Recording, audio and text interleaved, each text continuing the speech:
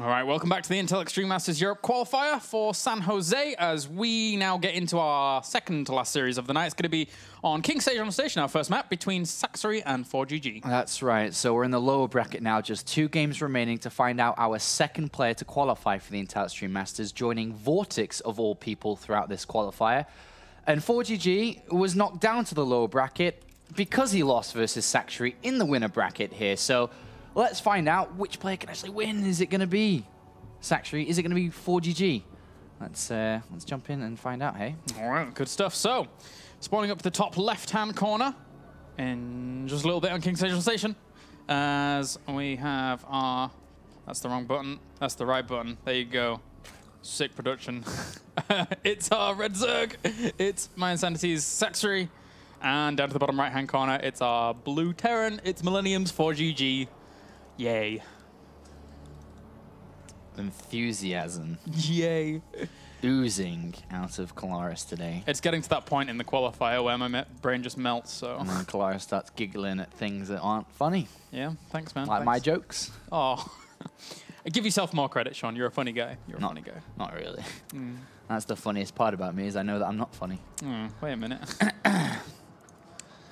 So ForGG's typically struggled against Zerg out of all the matchups. He's obviously a god in Terran versus Terran. Pretty good against Terran versus Protoss, but has struggled against Zerg.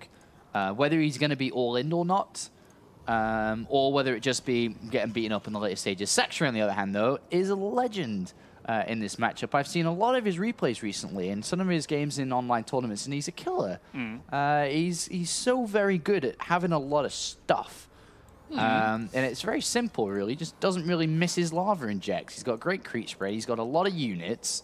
And whenever a Terran teams to push out against him, he's ready and prepared and stops it and then kind of sometimes just counter-crushes you. So Sacsri's a beast. And I'm expecting a lot from him in this series, so hopefully he can live up to it. It's always scary when you're a Terran and you're going up against someone who can do that kind of counter push. If they get an overwhelming number in the middle of the map and then just push you all the way back to your production lines, that we've seen a lot of, actually. I mean, even Vortex has done things like that in WCS Europe recently. I think more so in like the round of 32 and the round of 16, but we see it happen, and it's a scary thing to go up against. So ForGG certainly has to be careful about that kind of style. And already in this game, we see Sacsri going hatchery, then spawn in, or hatchery, then gas, then spawn in pull. So he's going to have access to a very early Zergling speed here.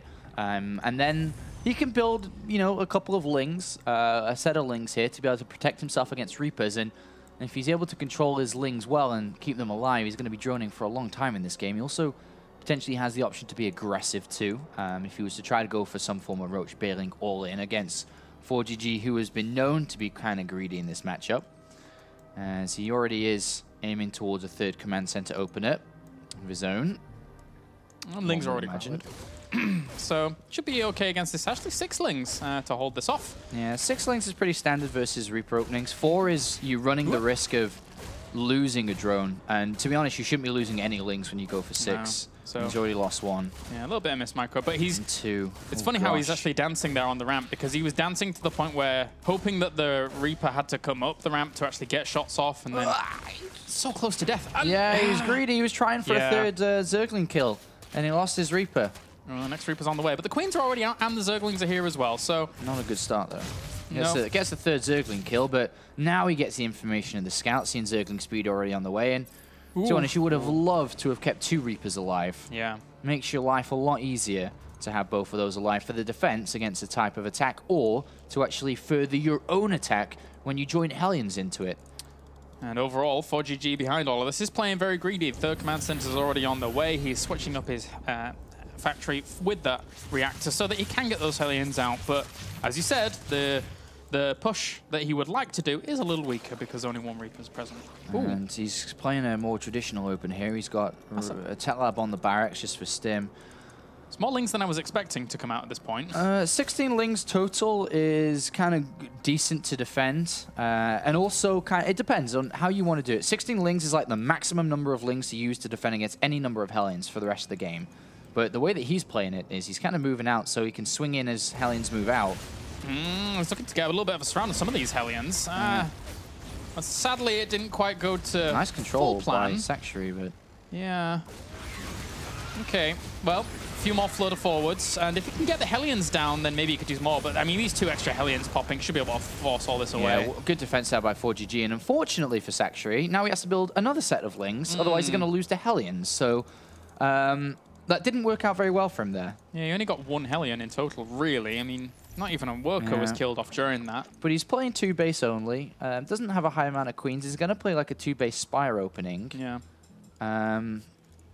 And so, I mean, he's not really building any other Lings here as well. So he's actually getting away with full 2 base drone production without any additional Lings on top. He can start building a couple soon. Yeah, I was about to comment on how many drones he actually had out there during all of that. 44, considering that he actually went off those Lings as well. It was quite speedy, quite speedy. Yep, and now he starts his Ling production. So unfortunately, ForGG a little bit scared after those Lings there and the counter-attack options and so on. So he actually waits until he has a full wall before he does anything else with his Hellions here. He can start to move out now because he's actually safe, but playing a little bit cautious here. Barracks before Engineering Bays as well. And double evolution chamber as well as that Spire now going down right in front of the wall overall. So it's going to be up to the Lings to just poke away and force this in the middle. No, they won't get up that far. They'd be very surprised if they scout that far. Yeah, especially, well, with the creep spread and the creep spread's good. 3 queens, 16 Lings. It's going to be difficult. It's going to be difficult. So he might get surprised. This will throw his natural turret timing off a little bit here. To be honest, Terran players in recent times have stopped building turrets come the 10-minute mark, which is the normal timing they used to do, because Zerg players don't really go for a Spire anymore. They prefer early Banelings to make sure they don't die to the standard push-out, so they delay it until later when the Mutalisks become active, because they're only used defensively in the start of most games. So that may throw the turret timing completely off for this game. Yeah, and he's having to be a little bit apprehensive about pushing through to this 3rd base because... Oh, that's a good scout, though, even though if he loses every Hellion. Yeah, spots the base, and then in the end, well, loses everything. So. Yeah, I mean, he spots the base, but super important, very low drone count, and also no gases. True, true. So he's like, what the hell? Wait, whoa, whoa! There's a Spire almost done. So that's the kind of, thought process that ForGG just went through. So now his turret timing can get back on track again. Yeah, should be fine, should be fine. He knows how much time he has before those Mutalisks pop. Yeah. So he's going to throw down those missile turrets now. Well sacrificed Hellions. Yeah. Nicely done overall. Nicely done. Sacsri also, though, I mean, he has really good map vision. It's going to be very, very difficult for anything to actually get across the map without being spotted early on. Be it drops, be it anything. These 2 on the way through the middle. Actually, it's weird because the middle is probably the best place to go, considering the vision everywhere else. And he may be able to plant these down as the Mutalisks on the other side. Actually, he's going to go for the queens. That's okay, though. That's a good pick-off. Creep spread, obviously, super important to get rid of, but get rid of the source of the creep spread, which is obviously the queens. Yeah, it's not too bad, especially since now there's only 3 queens across the other locations. There was only 5 queens in total, 2 of them, which have just been picked off, were the ones that were spreading the creep. So needs to replenish, Good, very strong setup that ForGG has back at home, by the way. All the barracks there, you'd be wanting to add on a couple more soon, but he's got his 2nd factory coming in for Widow Mines and Drilling Claws and Thors. Mutalisks have found this drop, though, so cleaning up quite a bit of it. Even Banelings coming along to force the issue. So, almost gets a medevac, but boost is quite useful. Coming along with his reinforcements, making sure that this can't continue anymore, because you do not want to be losing those medevacs at this point. Very expensive to replenish.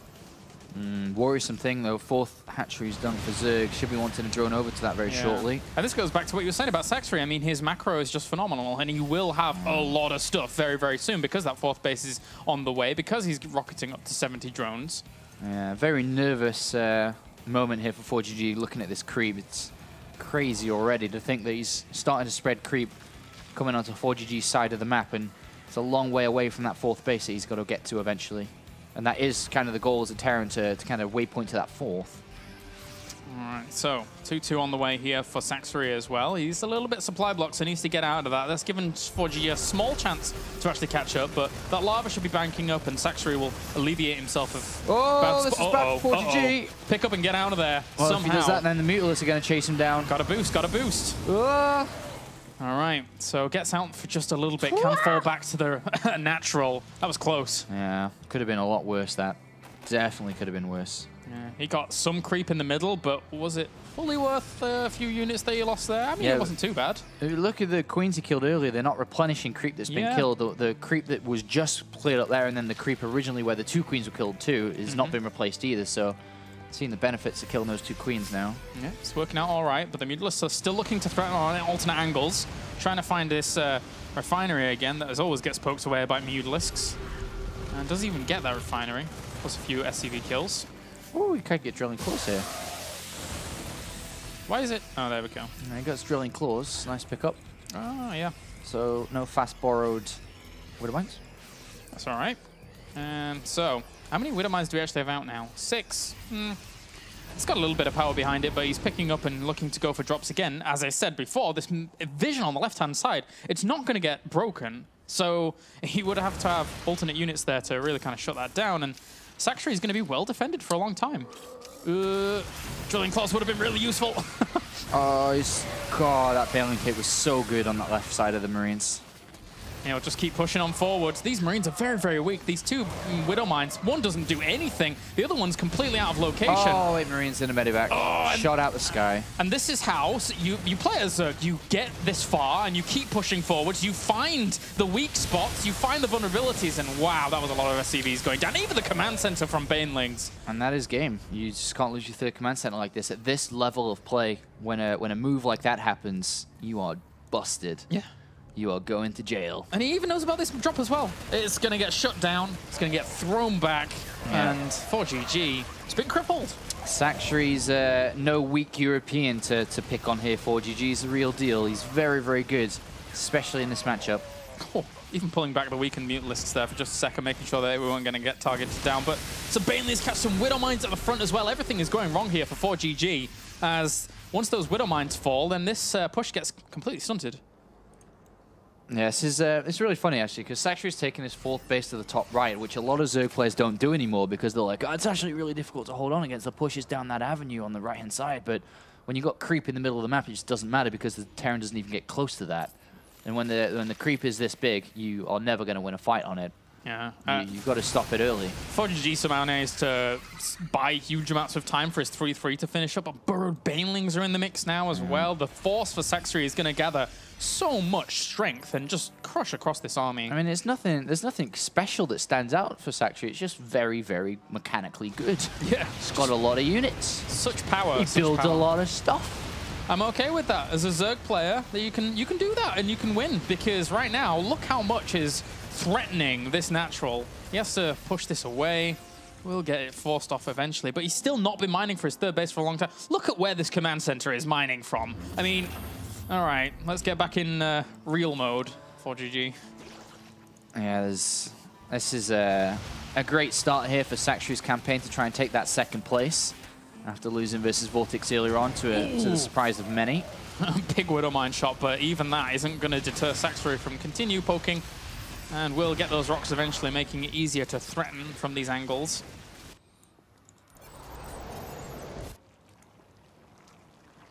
No 4th base. Zerg taking a 5th. Ultras Cavern 3-3 Adrenal Glands all on the way, while having a mass amount of Banelings in the middle of the map with decent creep spread. Very difficult here for ForGG to break.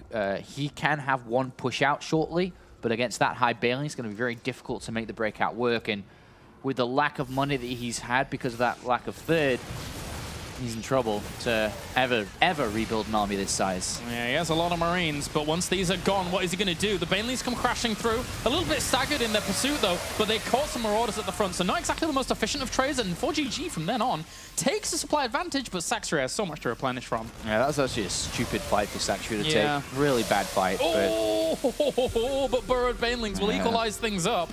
Oh, geez, that was a lot of losses.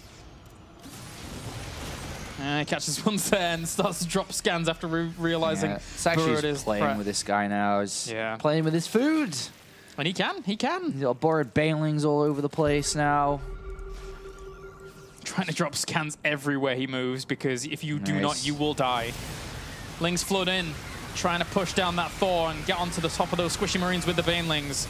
And actually, not the most amazing of exchanges here by Sacsri, but because he has overwhelming superior numbers, he can fall back and hold on and keep going. Yeah, there's a 3-3 fight there for ForGG, which is good.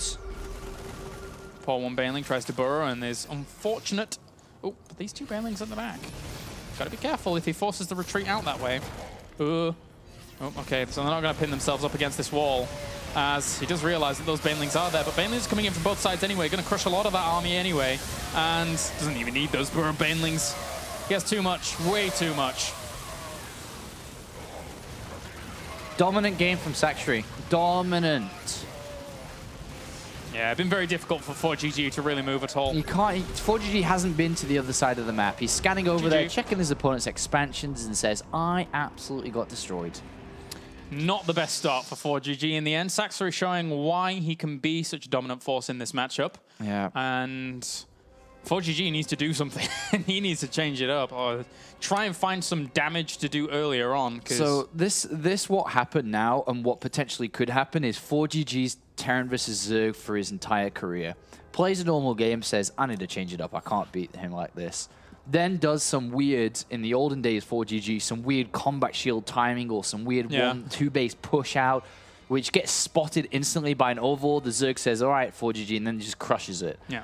That's been ForGG's Terran versus Zerg forever. This has been like his weak point for a long, long time. I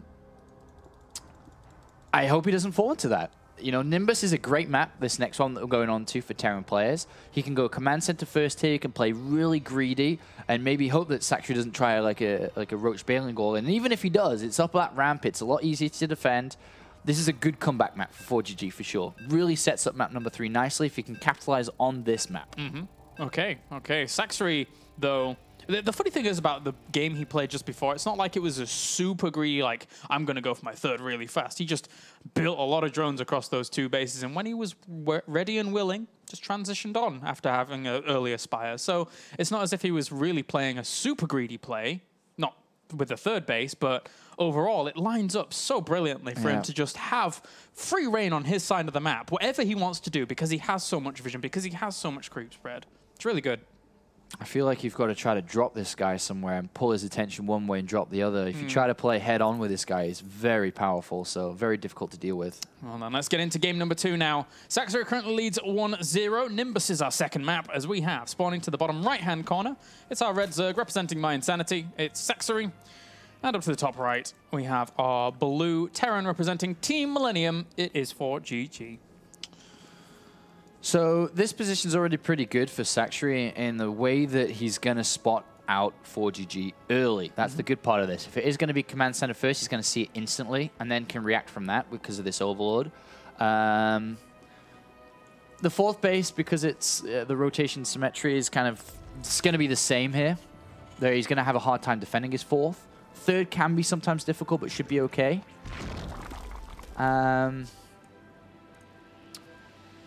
Yeah, but whatever. I mean, this is a good map for ForGG to come back on, as mentioned before. This is definitely doable here. But I wonder what he has to... Does he try to do the same again? Does he try to play extra greedy? Does he try one of these more technical Hellbat openings here that have got a lot of easy victories for Terrans recently? Did he go up against TLO and do something similar to that in WCS? Was it ForGG? I can't quite recall. Happy use Hellbats every single game, every single Zerg game. Yeah, Happy. We see a lot of him. But, I mean, look at it. The Nimbus is a great command center first map. It's going to be command center first, and it's going to be spotted instantly. Yeah. So, I mean, news for Sacsri. He's going to have a bit of intel to play with. What can Sacsri do? 3 hatch. Could try to 2 base all in. He hasn't revealed his overlord. Ah, nice. So he doesn't know where his opponent spawned either. Yeah. It's a little bit annoying here for ForGG. What are you going to do, Sacsri? I mean, judging by how he's able to play out such a strong later on game, 3rd hatchery wouldn't be too bad a choice, and it looks like he's going to do that. Yep. This is a great scout, great catch. So 3 hatch, he's not going to try and, you know, all in ForGG. He's just going to actually play even better than last time because he's going to have an even stronger economy. Yeah. He may even try to take a gas here too and get like... Well, there's a couple ways he can play. He could try to take a gas and then go for Zergling speed with his spawning pool, or he can play gasless and then play a super powered up Roach style off the back of these 3 hatcheries. But super greed is the name of the game here for Sacsri. He may even fool his opponent on which direction he's spawned in if he does well with this overlord. I mean, it's a long shot, but if it revealed itself coming from that direction, that could work out. But for now, ForGG here, just setting himself up with that barracks, and the gas is on the way. So, you know, you've got to anticipate that. Although, yeah, Sacsri has a good economy going behind all of this.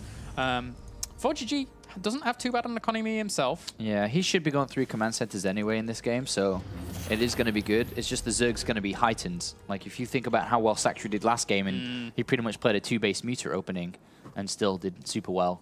This time he's got 3 hatchery, much better economy and production capabilities.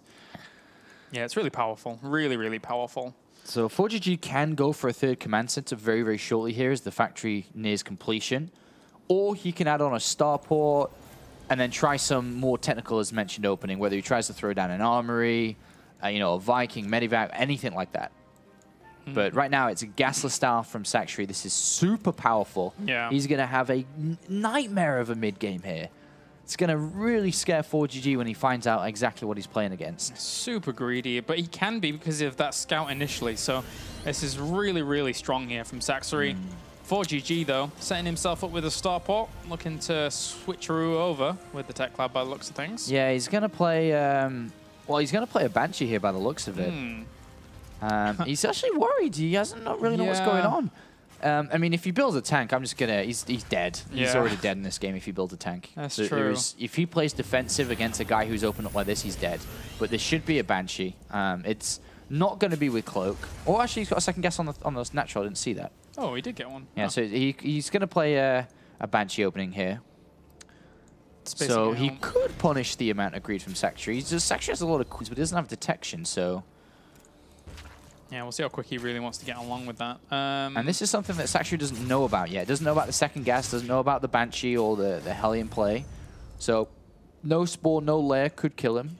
Or hurt him a lot, sorry. Yeah, there were Marines actually denying that position up to the top, but now that they've gone into the bunker, he could get in there. But aside from that, ForGG has no information whatsoever. It's going to be up to the Banshee, which is rallied over to the left-hand side because he saw the Overlord initially coming from that direction. And even his Hellions are going over there as well. I think he does believe his opponent's down there. Cheeky, cheeky Sacsri. So Overlord sees the Cloak, so Lair has begun. Spore Crawler should be added. 3rd command center right behind this. Now ForGG's like, wait, what? Aww. Okay. And he's going to have to go to another location. Spore's been added on, but the economy is out of this world. 58 drones in a second. That's crazy. 58 drones versus 33 SCVs. Can the Queens hold on against this at the front? There should be. If that Spore completes, yes. Yeah. And it should. As the Banshee's not even going there first. It's going to the back where there is a Spore complete. He saw the Hellions and then he made even more drones. This guy is... He gives no... he does not care. He just keeps going, man. Very dangerous game, this. I mean, oh, mech. Seen mech from ForGG. Oh, wow. Double armory. Yeah. Sick. Okay, well, Banshee finds a little bit of room to poke for a second. So getting a few drones. But the thing is that with how Sacsri set himself up, he needs to get even more drones than just a few. Because it's 55 against 37. The armory up to the top, though, could cause some issues if the Queen's are in the right spot. Well, 6 drones is a lot from this Banshee. Look at all these spines, though, in the 3rd base. So he is anticipating it, but it's not going to be in time. Well, it's because he hasn't got Zergling speed or anything. He has to build spines here to help these Queens. Well, there goes one spine. Does he have energy for transfuses? Yeah, he did on one, but the one Queen that had the most energy actually was focused down first. So that was a good choice there by ForGG. But with the spine and the Queens finish up, he should be completely okay. This Banshee killed off an extractor of all things. Yeah. Still getting a couple more kills. Spire coming in now. So still 60 drones. Engineering base, yeah, okay, it's on its way. Yeah, not a very good series for ForGG. Got destroyed in game 1 and he's in trouble game 2 already just by the openers here from Sacsri. Very smartly, or luckily scouted, but smartly reacted. At least these Banshees provide him some high ground vision to kill off an Overlord. That's all right. But yeah, but the thing is, he's making Banshees and Hellbats, and when the Spire completes, all of this is useless. Yeah. And the Spire is almost complete, so yeah, he's... it's not looking pretty. No. Well, he's going to try and poke forwards again with these Hellbats, but Spines and Queens going to try and hold on. The 3 Banshees actually providing a lot of good fire onto those Queens, so pushing those away will give him free reign over this location for a little while. God, his Spines doing so much. Where are the Mutalisks? He survived for a long time. There's 4 Mutalisks on the way, but that's it. Yeah. Maybe smat on a few more. Great use of static defense here in a very kind of not a very normal position that we see this. So unorthodox use of static defense here, and it has worked, and the Mulus will get out, and he does not lose any economy. He can go and take a 4th base. This defense is already over. The Mulus should be out in time to stop this hatchery from dying. Yeah. Even just 1 Mutalisk alone is going to cause it quite a bit of bother, because the rest are going to come along, and there's only 2 Marines actually to push that away as well, so not the best anti-air. The Zerglings flood on forwards as well to deal with all of this, but Roachbone got added on here by Sacsri, because I guess he realizes that maybe the mech play is on the way. He hasn't really spotted a whole lot, though. No, he hasn't, but it's a lot of commitment to Hellion Banshees, so he's having a good stab at it that it's going to be mech. Yeah. Pokes forward, sees the extent of his opponent's army, and takes a big volley to those Mutalisks. Loses a few of them there, but parked over this missile turret that is not done. So gets himself a Banshee at least, even a few SCVs. 6 SCVs there. That was nice. And then we're going to see a good old Roach Hydra coming out. Nice. I love Roach Hydra in this matchup. Don't know why I really appreciate it, but it's nice to see. Again, on a map like this, if you move out as the meching player, you can set up a huge concave because it is so open. Yeah, which means you'll have to take the high ground area around this 3rd base probably. But Roach Hydra not very good against tanks, but there's no tanks. It's just Thor Hellbat, and Roaches are pretty good against this. And this is a push from ForGG, which is very good against like Ling Banshee. I mean Ling Mutalisk, but it's not Ling Mutalisk. There's already a switch been implemented very early on. 14 Roaches on the way. Needs more. 25 now in production, but they need to get out pretty quick because the Thors are going to knock on the door. And I think he should have enough to roll over this. And if ForGG loses all this force, probably going to die to a counterattack. So ForGG is moving out, sees the Roach bailing, and now I'd be worried. If he loses this fight, he's in so much trouble. Especially with the Hellbats actually going down before the Thors were even in range to actually do damage to the Roaches. So he's really cutting those down. And these Thors are just going to melt away. Yeah, they'll take a few Roaches with them, but not enough Roaches. He's got to be very careful of a counterattack right now because he will lose every single unit here. Yeah, and those are expensive as well. These Thors, they make up a huge chunk of his army. As each one dies, he loses so much supply. Yeah, there's 2 tanks left to defend right now. Of course, there should be more out in time, but there's a lot of Hydras coming into play now too. Should Hydras prevent the hatchery from dying? Even a transfuse available on that Queen too. Yeah, so good job Hydralisks as well as the Spore Crawler. Extra base has been taken to the left-hand side, and he's at 75 workers. So yes, while the economy for ForGG is okay, it's not competing with Sacsri's right now. Yeah, ForGG has to kind of build a wall around his units here, which is 2 turrets and a command center. And the infestation pit's gone the way as well here, so... Yeah, we'll probably see... he can go Hive. He can play Swarmhosts. I don't think he even needs to really push him with this Roach Hydra being in the numbers that it's in right now, but he's going to go, and he forces the cancellation of the command center, even gets on top of the siege tanks as well. Reinforcements. Well, yeah, and then instantly builds 10 more Roaches because he knows his opponent's weak. Yeah. He didn't need to attack down this way, though. He could have just gone around the back to the 3rd. Yeah, it wasn't the best of trades in the end. Attack straight on. Like you said, wasn't the best attack. 10 more Roaches, 8 more drones. Now the choice of Hive or Swarmhost is going to be Hive. So he's going to have Vipers with a lot of Roach Hydra. Get them blinding clouds down. Really make this hard. So you're either going to need a good amount of units here or Vikings in the mix to help deal with this. I think ForGG is playing a position here that I don't think he can play. I mean, he's getting so many command centers, building them, but the Roach Hydra numbers are going to scale really high very quickly. He needs more units, I guess. But yeah, he's got 3-3 on the way. I mean, his units are at 2-2. You got to give him some credit for working this double armory work. And he has gotten around to these... Ooh, that was juicy. These drones. Yeah, it's a good amount of drones there. Yeah. So he is keeping himself alive. I guess you could argue the point of, well, if ForGG doesn't have these command centers, then he doesn't keep himself in it. And the macro game, if he feels that Sacsri is just completely uncontested over the other side of the map. But getting those drone kills was a great start.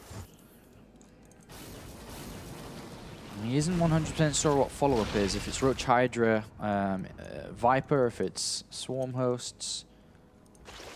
Hasn't really seen the Hive yet, but he's got a 4th up, which is always good. 14 more Hydralists and 3 Vipers.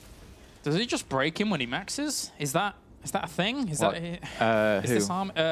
Sacsri. I mean, is ForGG going to have enough by the time we see Sacsri? Well, there's only 3 Vipers, so yeah, he has enough right now because 3 Vipers can't cover all of this mech. Yeah. They can shut down a few siege tanks at the front, at least, but then depends where the Hellions are, really, because right now they were dealing with some roaches at the back that did get a few kills. Yeah, need some blue flame. 4GG, it's your favorite upgrade. Why haven't you got it? Yeah. If you can get on top of the Hellions, that will certainly roast them up pretty quick. Sorry, no, Hellions, Hydralisks. They both start with Hage. Yeah.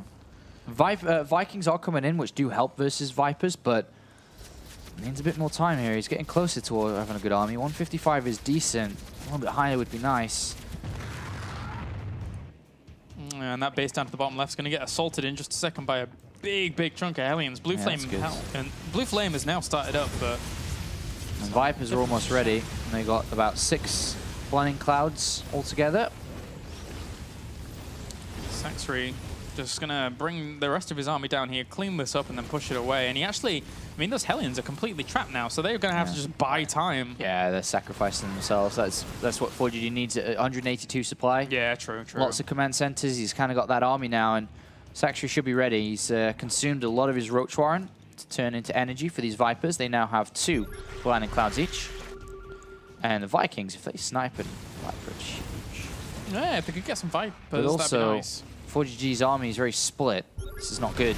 Yeah, pushing through here into the 4th base of 4GG. It's a planetary fortress, yes, but can it withstand a lot of the firepower here from the Roaches and Hydras? I think it will eventually burn down. Yeah, it's a little bit out of position there, 4GG. He's going to feel the pain from that one, losing that command center so easily.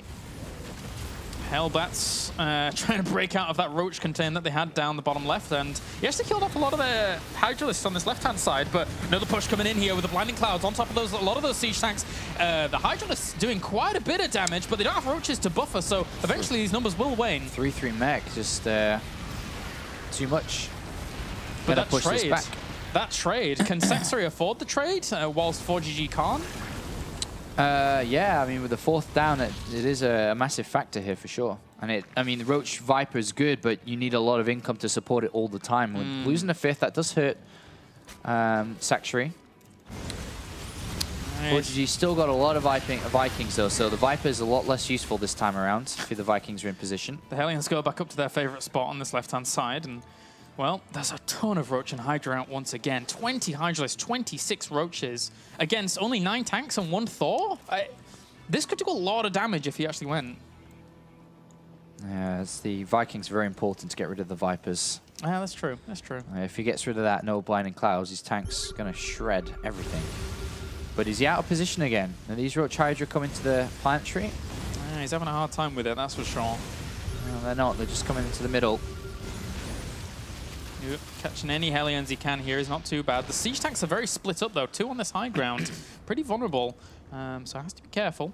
And Hellion run by again, around the right-hand side. Still looking for opportunities. Sacsri is holding on and weakening his evolution chambers off, actually. They are upgrading 3-1. So, but he's going to lose a lot of drones once again. These Hellions are doing well, even if they do die off in the end. All right, here comes another attack from Sacsri. Has he waited too long? Well, he had to get energy on these Vipers. That's the most important. Yeah. So, the Vikings, though, let's try to get to the Vipers. Technically, if he wanted to try and get Vikings, he could pull them along, but he still needs the energy for the Blinding Cloud. Picks off one of them. Really good start there for 4GG, trying to hold on against the torrent of aggression that we're seeing here from the Roach Hydras. They're taking a lot of damage, but Blinding Clouds only land on one of the siege tanks. He will lose the Planetary Fortress once again, an extra Blinding Cloud at the back there on 3 of those siege tanks, really stopping a lot of the damage from being done, and the Roach Hydra just try power through. And he does kill off another 4th base here. And now time for the Swarm hosts. 10 Swarm hosts. So nice win there by Sacsri to get that, but at the same time he has to get these units out to defend against this counter push. I was going to say, is ForGG just had enough here? Is he actually just going to try and plow through? Can he plow through against Swarm hosts once they pop? ForGG has pushed Sacsri's hand here. I mean, Sacsri says, okay, cool. I'm going to get Swarm hosts out. I'm going to plant them. I'm going to use the Locust while I destroy everything that you have back at home if you move out with all of your units. Only 4 siege tanks to really hold on against this, and if those roaches just get on top of it, it's going to be very difficult for them to survive. Meanwhile, it's just a full-blown base trade scenario at the moment, but with Swarm hosts in defense, it's going to be difficult to really break through. Yeah, can't lose the Swarm hosts. They're quite important. Yeah, has to pull those back from the scan. Did see a lot of that, but the roaches also popping are going to help this out quite considerably. And he lost a lot of the roaches and hydras at the back, so ForGG is trying to make this work. Like, some crazy Mutalisk switch would be awesome right now. Oh, yeah. Yeah, you're right. He has a little bit of gas, but he's completely supply blocked. The Vikings have gone to town on the Overlords. Yeah. He's going to try and come in from both sides with the next Locust Wave, I think. Blinding Clouds, and that could... Whoa, Vipers came out of nowhere. Oh, jeez. ForGG was not expecting that. Bring down a few of the siege tanks that aren't in the Blinding Cloud, but he wasn't waiting for the next Locust to actually come through here, so actually forcing them to come out on siege, and it doesn't really... He kills off enough. Do you think he's... Yeah, I think Sacsri's okay with another 10 roaches and 8 hydras. The economy for ForGG is destroyed, and it's not destroyed currently for Sacsri. So in combination with 10 Swarm hosts, or however many he's got, 8, and a lot more roach hydra, he should be okay. Hunting this Viper down. He knows how important these Vipers are at this point. Sacsri, though, down to the bottom left-hand corner, still has longevity. He still has mining bases, and the Vikings are going to have to try and go over here and shut something down. Once again, another push forwards, though. The Roach and Hydras don't do much, but with the waning number of units that we see from ForGG and the Swarm hosts out and about, I can't help but feel that ForGG is eventually just going to get broken down. Yeah, but he's got a new base up on mining, which is kind of important to be able to keep his unit production good. That's true, that's true. And he's got a good spread of tanks in the middle, wow. And currently, Sacsri is the one running out of money now. He's lost the base down to the bottom left. He's going to lose another one and the center base. So actually, Sacsri's not mining at all now. So, and the tank line of ForGG is unbelievable. And there's only 8 Swarm hosts. It's not an overwhelming amount. You're right, the tank line is so deep. It's going to be very difficult to really deal with that.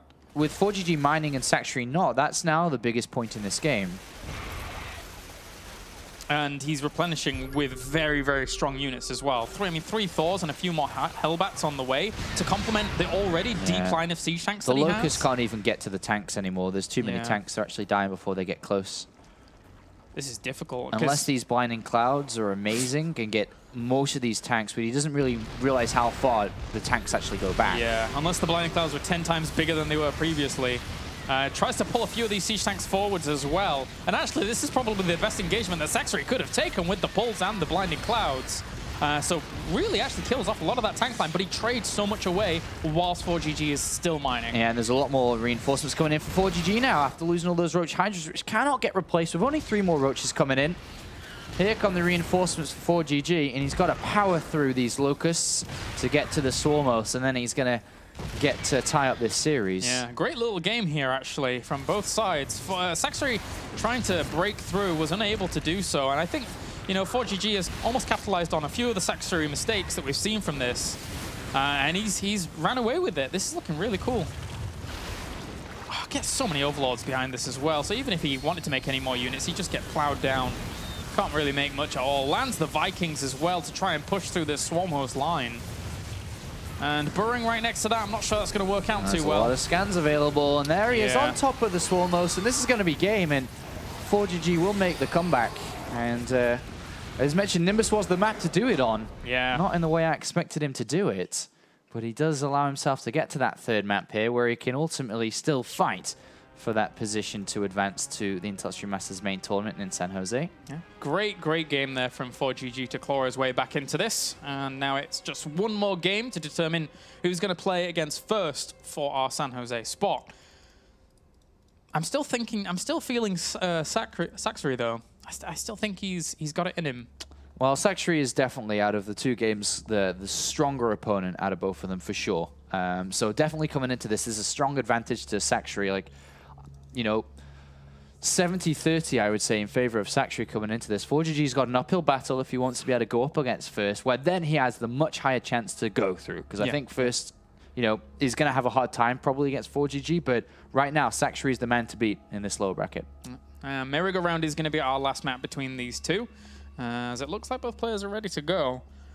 So ForGG still has the potential to push through. Again, I really like, I keep saying it, it's the spearhead that he just goes straight down the middle, doesn't really do a huge amount flashy. On Nimbus, he actually, you know, with his mech play, tried to draw it left and right with the Hellions and got a lot of drone kills, which if he hadn't have done, he probably would have lost the game. So he needs to kind of incorporate this a little bit more, and then he'll be hunky-dory. Yeah, I think that Sacsri is probably saying to himself is, maybe I didn't need to send all my units over to try to, you know, kill off all your economy. Maybe if I just brought a lot of them back and crushed the army, I wouldn't have had to been put in that position anyway. So I'm pretty sure Sacsri's feeling confident to take this one 2-1. And it's all going to come down to what ForGG can do to stop him. All right, let's get into it then. Merry-Go-Round game number 3 between ForGG and Sacsri. As we have, spawning up to the top right, it's our red Zerg representing My Insanity. It is Sacsri. And up to the top left, it's our blue Terran representing Team Millennium. It's ForGG. ForGG. So these players have been playing since 2 p.m. today, and it's now 8. So 6 hours of grueling qualification so far. And we are drawing very close to the bubble, which is, of course, the last game before to qualify. Of course, losing here after 6 hours of work means nothing. You've lost 6 hours, maybe a bit of practice, but you're not going to be able to qualify. And, of course, even worse for the next player if they lose while the winner moves on. And ForGG is going to 2-racks. 3-player map. SV moving out. He's chosen the right map to do it on, I suppose. Yes, he has. All right, then. All right. Well, if this is how it goes down, this is how it goes down in the end. Sacsri's played greedy both games. First game was hatchery gas pool. Second game was the 3 hatchery opening, but look at this legend. Yeah, this is really unfortunate here. Sacsri's chosen a build which is almost an instant win against ForGG here. Very difficult for ForGG to make work unless he creates a wall of bunkers around the natural ramp, or not the main ramp. Then maybe if he kills the rock plating or whatever, then he can wall off with bunkers. But he's walking into a guy who's gone Zergling speed fast. Which is obviously terrible. He's expecting to hit a hatchery first here, obviously. It's going to be very, very difficult here for ForGG to do a whole lot. Sacsri really playing to just guesses, anything, assuming that ForGG would try something like this, and he is correct. So, great play by Sacsri. Just great reading of the game and the flow in general. SCV is on the way. Have a look around. He's going to be very disappointed to see no hatchery. Oh, no Zergling speed straight away. Okay, there it is. But yeah, ForGG's like, God damn it, can I catch a break? No, you cannot. He's gone Zergling speed. All right, so how is he going to play this? Remember, Sacsri does not know what ForGG's up to. He did not scout him first. At least he knows where he's spawned, though, because the Overlord down at the bottom right has spotted that it's not there, so he'll try and walk across and see the barracks and be like, well, okay. ForGG's got a wall, which he can repair, so Zerglings alone are not going to be good enough. All right, the plan is revealed. He's seen the Marines and the SCVs, and now he's seen the barracks. So there's going to be a lot of Lings on the way, but there's also quite a few Marines already. And I think he just... Did he spot those Lings just then? I think he did, right? So he raises the depot. It was just on the edge of his vision of his barracks, but here comes the first bunker. But it is complemented by 5 Marines, and that's a lot of power behind that. Yeah, these bunkers completing is bad for Sacsri. As good as he's got Zergling speed very early on. Oh, he's going to lose an Overlord. Oh, that hurts. Has to replenish that. And he's supply blocked for so long. Yeah, he should be building all the Lings right now. Yeah. Like, he has lava ready to build all Lings. He has so much money. And then that maybe he wouldn't allow this bunker to complete, but... Oh, dear. Yeah. Speed is a great boon to him here, but against a bunker that's already finished, and then he's just going to run past and try and do something with the reinforcements. But the reinforcements are all together. Yeah. God, it started so well for Sacsri. It's like the perfect opener, but... How did it spiral so hard? I mean, that Overlord dying certainly really hurts. He can't do anything at the back. This second bunker's probably going to finish if he doesn't do something about it soon. Oh, getting that SCV will be a nice start. Okay, that is cool. He needs another wave of Lings, though. Starts working on the spine crawler as it's trundling there's so many down. SCVs coming. This can actually turn around. I think ForGG can break this. There's a spine, but... He's got so many Marines already. He's got 11 Marines out here. He wants to start dancing against this spine crawler. 18 additional Lings is a lot of Zerglings. Yeah. This is pretty tense here because, of course, the loser's eliminated. And a 2 racks versus gas spawner pool opening. Oh, brings a lot to the front. He's trying to just try and power through all of this. That's a lot of Lings to do the damage, but with the bunkers still holding, the bunker's still up, and the second one finishes, plus the repair. Try to get rid of a lot of SCVs so he could stop the repair. Oh, it's not going to be enough. It's not going to be enough for Sacsri. ForGG, despite going up against a spawning pool gas opener first. This is great for him. Yeah, he played this really well, considering like the waiting, the patience, the moving out. Sacsri did not know what he was going up against until way too late. And then that Overlord. Yeah. Poor Overlord. Really spelled a lot of doom here for Sacsri, who's trying to make it work again. He's trying to get to the SCVs, but... 10 Marines just slaughtering every Zergling there. Yeah, it's so difficult to really do anything. Yeah, it catches reinforcing Marines, but there's already so many up here to do damage. Oh, now only 8. It's gone down a couple, and there's 12 more Lings on the way. Transfuse is available. He's got to go very shortly. Yeah, he has to break. He has to break right now, and he's going to go for it. Will this bunker fall? He gets to the SCVs. The bunkers will die. So will the 2 queens, though. He will break it. Was this enough? Was this enough? Queens starting up again. Drone production going on, but there's already double command center behind this. Well done there for Sacsri not to completely outright die there. But it is a matter of catching up and building drones. Yeah, 2 Marines is enough to just hold this ramp. Yeah. He can just repair for days and days. But it's not enough to move down to take his command center, though. True, true. He's got to wait for Hellions for that. So, how does Sacsri now stabilize behind this? I mean, he has 19 workers to 23, but the triple command center is really going to kick in with that production very, very soon. He just has to play super greedy, right? Just drones, drones, drones. Yep, that's right. Queens and drones. Second factory's added on here for ForGG as well, so we're going to see a lot of Hellions. Yeah, we're going to see Blue Flame Hellions to finish this one up. And, well, not even Blue Flame, it's actually just a lot of stuff, a lot of Hellions. That can work as well, I guess. I suppose so. Drops the scan, sees if he's going to be all in, clicks on the extractor and sees only 100 gas has been mined, so that is only Zergling speed. Yeah, he's going to be pretty happy with this choice now, considering the second factory is going down.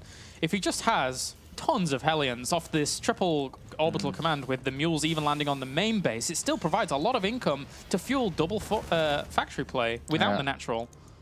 Yeah, this is going to be a surprise too, because on the right-hand side of the base is the tech lab and the barracks, which looks like just the regular stim follow-up. Ah, yeah. But and then the Hellions are going to push this back, and then there's going to be hardly any way for Sacsri to know this is coming on, and he's going to need a lot of Lings or Roaches. So this is a very strong push out here from ForGG. You're going to get combat shields to assist his Marines to move out with these Hellions. He's waiting for another 2 Hellions before he actually takes his natural. And Sacsri is in Drone City. Third base down, drones on the way. Drone City, but he's going to be in a lot of trouble very soon. He sees the Hellions now that poke out, and that's already quite a few Hellions to contest against this. He's still making drones. I don't think he understands the severity of this situation. Ooh, no, he's got no idea because he hasn't scouted. There's the Roach Warren on the way. No idea. The Roach Warren's a good assistant because it could be some random Hellbat, so he's got that down just in case, but... There's going to be so many Hellions. Yeah, it's... Going to be a lot of Hellions. All right. Well, they're already banking up at the front here. That's Overlord. Doesn't see the extra ones moving out. And there's 4 on the way at any given time. They build so fast. He's going to have more Hellions than Zerglings soon. He can actually build a lot of Roaches in a second. Yeah, that will aid. I think he's actually getting ready to build a lot of Roaches. Well, 2 Overlords on the way, freeing up the supply. This can turn, you know, one way or the other very fast here. I think he's going to build a lot of Roaches. Oh, now he sees the Hellions moving out. Well, now he has to build a lot of Roaches. Yes, he does. 9 are already on the way. And the Marines actually But 9 Roaches is awesome against this. Yeah. Yeah. So, you know, this can turn, as good as it looks for ForGG, it can turn quite sour quite fast. Unless he divides these forces. If he kills these off now before the Roaches pop, the Marines should be able to help out quite a lot here. They pop right on top of them. And he's actually just going to go for a full kill on these drones, try and kill off as much as he possibly can do. And with all of those dying off, that is a big, big blow there to Sacsri. God, I don't even know who's actually winning this. Is it ForGG? Is it Sacsri? I think he holds it off, but behind it, it's 37 workers to 31. Yeah, well, obviously Hellion's not very good against roaches, but a good pick off of drones, 3 command centers. Bailey Nest coming down as well, so turn of events now. Double bunkers coming in as ForGG's like, holy, wow, you've got roaches, Run okay. away. Gotta go back. Marauder production's begun, but he's only on 1 barracks. He's got a lot of Hellions. Are Hellions gonna win ForGG a game against Roach Baneling? It's going to be difficult depending on how much we have here from Sacsri at the front. I mean, he doesn't have that many Zerglings, so the Baneling is going to take a little while. He doesn't even have that much energy, gas to actually morph in a lot of Banelings. If he morphs in Banelings, the Hellions are going to have a great set of great set of shots on this ramp against the Banelings. There's so many Hellions. Yeah. There's so many Hellions. Like, he's taking the fight to the Roaches now. Yeah, he sees this army. He's going to be able to push this away. The Banelings morph in, and he can just kite back. Yeah. That's not looking good, is it, for Sacsri? No. 8 more drones. He's got to be careful because ForGG's going to go on the... He's just chasing. The aggressive run. The Banelings split up to try and do some damage and to connect. Well, they could have then. One could have, but he kills off this force. Oh, gosh. What a weird game. What a weird series this has been. Not the traditional Terran versus Zerg. And yeah. All these roaches are getting roasted on the way home. It's so funny because technically he actually droned up a little bit behind it. It's at 45 against 36, but still, he's losing so many units across. I don't think he can do much of this third base. He's going to have to abandon. Stim is done in 40, 50 seconds time to, you know, join in with these Marauders and Hellions. Oh boy. Yeah. I think we might have a winner here moving on to the next round to play one more game to play for the ticket to San Jose. Yeah, he does love his Hellions, and they come out in full force once again, killing off this third base with Hellion power almost alone, aided by those Marauders. And there's not really a whole lot for Sacsri to hold on with. No. He doesn't have that. He's going to have around 20 roaches, but is that really enough? ForGG winning in his typical fashion with Hellions alone, pretty much. Yeah. Does it against Terran, and now is trying it and making it work against Zerg as well. Does what he does best. That's actually a really good concave with the roaches popping as well. So maybe he'll be able to hold on, but... Stim is done now, so Marauders go. Oh, bang, they go bang. to town. Kaboom, baby. They do what they do best. Follow-up of Starport, everything just going in ForGG's favor, rallying forwards unit after unit. Roaches die off, and then with those dying off, there's really not that many reinforcements left over. Yeah, double engineering raid down as well for ForGG. A lot of long-term play in this as well. But Sacsri beasted after winning the first series against ForGG earlier on in the winner bracket, 2-0. ForGG, who lost the first series, or the first map, well, and first series, first map of the second series, is able to make a comeback here. Devastating losses to the Zerg. Third hatchery gone, drone line gutted. And then behind this, still 3 command centers, double engineering base, still units being made. There has to be a recovery, which means drones must be made, which means ForGG is going to walk all over this game if he just continues waypointing units over. It's so funny because ForGG actually hasn't made SCVs for ages and ages and ages, but again, it just doesn't matter. He just puts on a show, he just powers on through, killing off more drones. And as we said before, it's that bracket curse, man. These people, they lose the first series, but they come back to win the second. GG, ForGG advances through. He will have a shot to play against first for that Intel Extreme Masters San Jose spot. Yeah, congratulations. ForGG is having a wonderful run down here in the lower bracket, going through player after player after player. And Sacsri, who for a lot of people, I think is definitely was the favorite to advance in one of the 2 positions available today. But Vortex were the first one, and then, of course, the second one. Still up for grabs here between first and ForGG. Yeah, it's such a shame for Sacsri because aside from the DreamHack that he won, sometimes he just gets knocked out of these tournaments really early. I mean, prime example is WCS Europe when he tried to qualify and got knocked out in Challenger League by Bunny. Right. And now he's here, unfortunately, on the losing end of ForGG, so Sacsri can't catch a break. No, you cannot, unfortunately. So this is going to be a cool next series, though, that we got coming up. ForGG versus First, a good old classic Terran versus Protoss. Between 2 players fighting for just 1 spot in a best of 3. All right, so join us after the break, guys, when we have our final series of the night. One of them is advancing on. It's either First or ForGG.